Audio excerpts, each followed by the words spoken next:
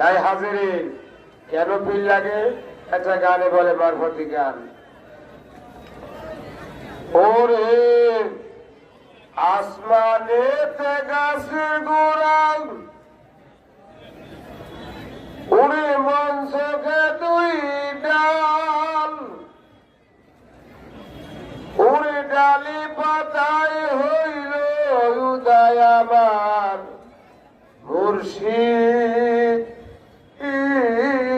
তাহার মূলরে মানুষ না হইলে, ওরে ডালে পাতায় হইল রে উদয় আমার কালুসা বাবা, ও মূলরে মানুষ না হইলে।